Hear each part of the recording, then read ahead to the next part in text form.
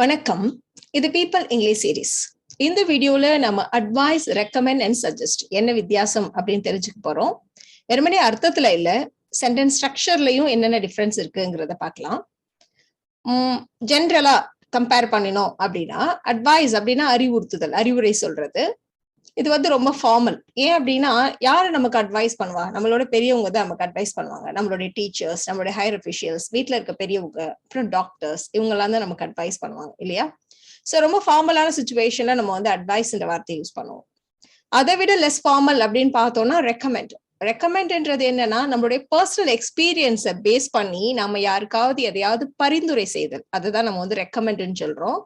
For example, இந்த பொருளை நான் ரொம்ப நாளா யூஸ் பண்ணிட்டு இருக்கேன், இது ரொம்ப நல்லா இருக்கு, இதை யூஸ் பண்ணுங்க அப்படின்னு சொல்றது ஒரு ரெக்கமெண்டேஷன். எனக்கு பர்சனலா இவங்களை நல்லா தெரியும், இவங்க ஒரு நல்ல கேண்டிடேட், இவங்களுக்கு இந்த ஜாபுக்கு சூட்டபிளான பர்சன் சொல்றதும் ரெக்கமெண்ட். ஸோ அவங்களை பத்தி நல்லா தெரிஞ்ச ஒரு விஷயத்த நம்ம அடுத்தவங்களுக்கு ரெக்கமெண்ட் பண்றோம், அதாவது பரிந்துரை செய்யறோம். இந்த மூணுல ரொம்ப லீஸ்ட் ஃபார்மலான வேர்ப் அப்படின்னு சொன்னா அதை சஜஸ்ட் சொல்லலாம்.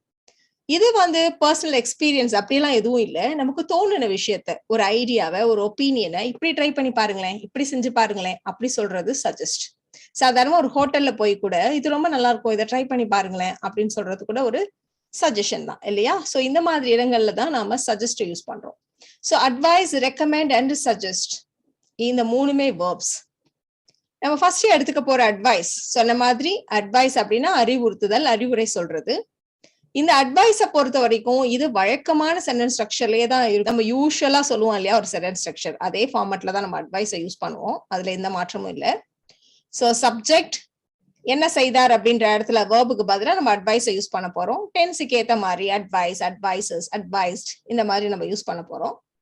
யாருக்கு அட்வைஸ் பண்ணோம், என்ன அட்வைஸ் பண்ணோம், இந்த ஃபார்மேட்ல தான் நம்மளுடைய சென்டென்ஸ் இருக்க போகுது. சோ ரெகுலரா எக்ஸசைஸ் பண்ணுங்க அப்படின்னு எங்க டாக்டர் எனக்கு அட்வைஸ் பண்ணாரு அப்படின்னு நம்ம சொல்ல போறோம். So my doctor advised me to exercise regularly. My doctor advised me to exercise regularly. நான் ஒரு ப்ராப்பர்ட்டியை வாங்கலான் இருந்தேன், பட் எங்க தாத்தா அதுல கொஞ்சம் ப்ராப்ளம்ஸ் இருக்கு, அதை வாங்காதேன்னு அட்வைஸ் பண்ணாரு. சோ நெகட்டிவா சொல்ல போறோம், அதை செய்யாதேன்னு அட்வைஸ் பண்ணாரு. So my grandfather advised me not to buy the house. To பைன்னு சொல்ற மாதிரி பாசிட்டிவ்னா டு பை த ஹவுஸ்ன்னு சொல்லியிருப்போம், நெகட்டிவ்ன்றதுனால not to buy the house. My grandfather advised me not to buy the house. So நம்ம டூ வச்சு சொன்னோம் இல்லையா, அதே மாதிரி நம்ம தட் கிளாஸ்ல கூட வச்சு சொல்லலாம். இப்போ பாஸ் சொல்றாரு அவங்களோட செக்ரட்டரி கிட்ட, இன்னைக்கு லெட்டர்ஸ் எல்லாம் கரெக்டா இன்னைக்கு அனுப்பிச்சுடுங்க அப்படின்னு சொல்றாரு. So her boss advised her to send the letters without fail. Her boss advised her to send the letters without fail. Okay, இது வழக்கமான ஸ்ட்ரக்சர்ல இருக்கு. ஒருவேளை நம்ம இதே விஷயத்த தட் கிளாஸ் வச்சு சொல்ல வேண்டியிருந்தா, அப்படி சொல்றதா இருந்தா எப்படி சொல்றது? நாம யூஸ்வலா எப்படி சொல்லுவோம் அப்படின்னா, her boss advised that she should send the letters without fail அப்படின்னு நம்ம சொல்லுவோம். பொதுவா அட்வைஸ் அப்படின்னாலே கண்டிப்பா இப்படி செய்யுங்க அப்படின்னு சொல்றதுதான். சோ மஸ்ட் இதை செய்யுங்க அப்படின்னு சொல்ற மாதிரிதான்.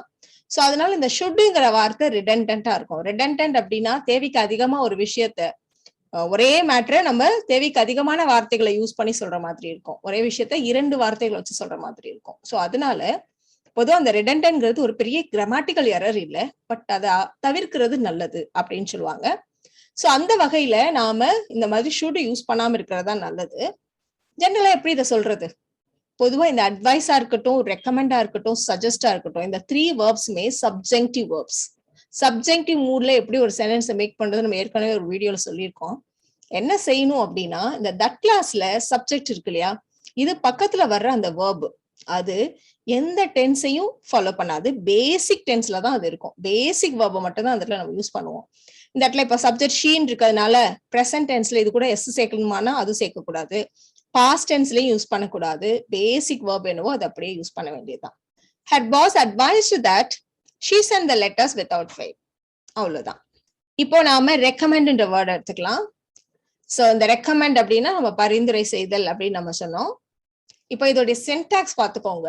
இந்த சின்டாக்ஸ்ல நம்ம முன்னாடி அட்வைஸை யூஸ் பண்றப்போ யாருக்கு என்ன அப்படின்னு நம்ம சொன்னோம். பட் ரெக்கமெண்டை பொறுத்த வரைக்கும் எதை ரெக்கமெண்ட் பண்றோம், யாருக்கு ரெக்கமெண்ட் பண்றோம், அந்த ஆர்டர்ல நம்ம சொல்லணும். சோ ரெக்கமெண்ட் பண்ற விஷயத்த ஃபர்ஸ்ட் சொல்லிட்டு அதுக்கப்புறம் தான் நம்ம யாருக்கு அதை ரெக்கமெண்ட் பண்றோம் நம்ம சொல்லணும். சோ அதுதான் கரெக்டான syntax. So to sum one இருக்கிறத கவனிச்சுக்கோங்க. இப்போ என்னோட செக்ரட்டரி போஸ்ட் வேக்கண்டா இருக்கு, அதுக்கு ஒருத்தவங்க வாணிங்கிறவங்கள ரெக்கமெண்ட் பண்றாரு. சோ அவர் வாணியை எனது செக்ரட்டரி போஸ்டுக்கு ரெக்கமெண்ட் பண்றாரு. he recommends Vani for my secretary post. எதற்காக பரிந்துரை பண்றாரு, இல்ல யாருக்கு பரிந்துரை பண்றாருங்கிறத நம்ம அப்புறம் தான் சொல்லணும். சோ யாரை ரெக்கமெண்ட் பண்றாரு, அதுக்கப்புறம் தான் எதற்காக பண்றாரு. So he recommends Vani for my secretary post. இன்னொரு எக்ஸாம்பிள் எடுத்துக்கலாம். அவரு எங்களுக்கு சில புத்தகங்களை பரிந்துரைத்தார். இந்த புக்கெல்லாம் படிங்க, இதெல்லாம் ரொம்ப நல்ல புத்தகங்கள் அப்படின்னு சில புத்தகங்களை ரெக்கமெண்ட் பண்ணார். சோ she recommended, பரிந்துரைத்தார்னு பாஸ்ட் டென்ஸ்ல இருக்கு. So she recommended what? A few books. யாருக்கு? எங்களுக்கு. So to us. She recommended a few books to us. So recommend பொறுத்த வரைக்கும் syntax எப்படி இருக்குன்னு நம்ம சொன்னோம். நம்ம வழக்கமா எப்படி சொல்லுவோம்? He recommended us a few books. She recommended us a few books. இப்படி நம்ம சொல்லுவோம். பட் ரெக்கமெண்ட பொறுத்த வரைக்கும் இந்த ஸ்ட்ரக்சர் கம்ப்ளீட்லி ராங்.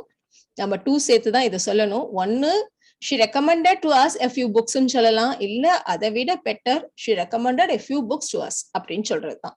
சோ இந்த ஃபார்மேட்டை நீங்க கம்ப்ளீட்டா அவாய்ட் பண்ணுங்க.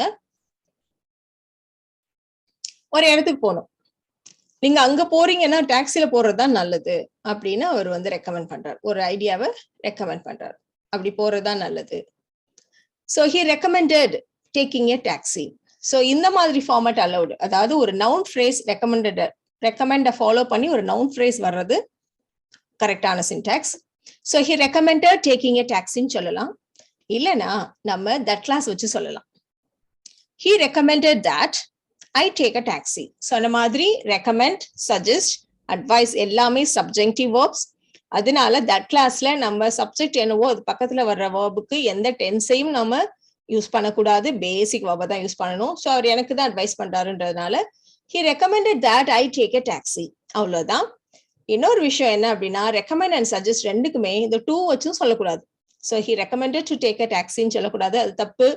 He recommended us to take a taxi ன்னு சொன்னாலும் தப்பு. So எப்படி சொல்லலாம்? He recommended taking a taxi ன்னு சொல்லலாம், இல்லனா he recommended that I take a taxi. So இந்த subjunctive verb பொறுத்த வரைக்கும், suggest and recommend பொறுத்த வரைக்கும் இந்த that class யூஸ் பண்றது ரொம்ப ரொம்ப நல்லது. இந்த ஃபார்மேட் உங்களுக்கு ரொம்ப சிம்பிளாவும் இதுதான் கரெக்டாவும் இருக்கும். எனக்கு யாராவது ஒரு நல்ல டிராவல் ஏஜென்ட்டை ரெக்கமெண்ட் பண்ண முடியுமா? Can you recommend a good travel agent to me? பாருங்க, to me நம்ம கடைசியா தான் போட்டிருக்கோம்.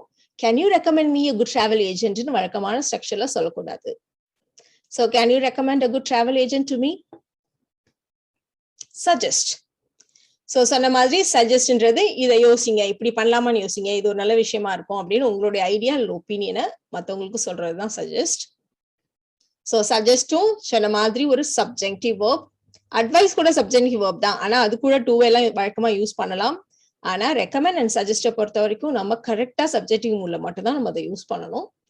ஸோ ஒருத்தவங்க கிட்ட நான் இன்னொரு லாங்குவேஜை கத்துக்கலாம்னு இருக்கேன் அப்படின்னு ஒருத்தவங்க சொல்றாங்க அப்படின்னா, அப்படின்னா பிரெஞ்சு கத்துக்கோயேன் அப்படின்னு ஒரு சஜஷன் சொல்றாங்க அவங்க.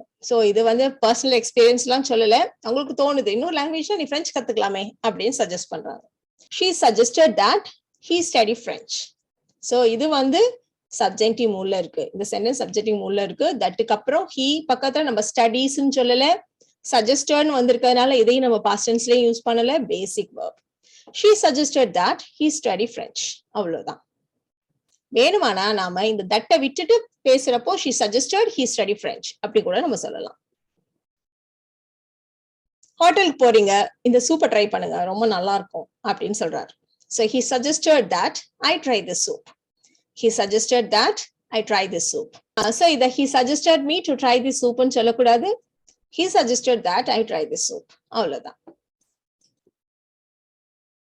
இப்போ நீங்க எனக்கு ஒரு டிரைவர் வேணும்னு கேக்குறீங்க, அதுக்கு ஏன் ஒரு டிரைவர், நீ ஏன் கார் ஓட்ட கத்துக்கிட்டா இன்னும் நல்லது தானே அப்படின்னு நான் ஒரு சஜஷன் சொல்றேன். So I suggest that you learn driving. இப்போ நம்ம பேசுறப்ப இந்த தட்டு வச்சு சொல்றது கொஞ்சம் கஷ்டமா இருக்கும் இல்லையா? ஸோ அதனால தட்டை விட்டுட்டு I suggest you learn driving அப்படின்னு நம்ம சொல்லிடலாம். So I suggest you learn driving சொல்லலாம், ஆனா I suggest you to learn டிரைவிங்னு சொல்லக்கூடாது.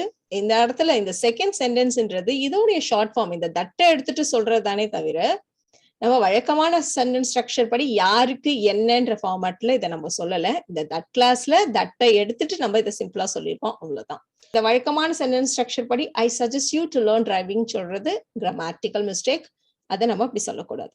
ஸோ ரெக்கமெண்டையும் சஜஸ்டையும் நாம தட் கிளாஸை வச்சு சப்ஜெக்டிவ் மூட்ல தான் சொல்லணும்.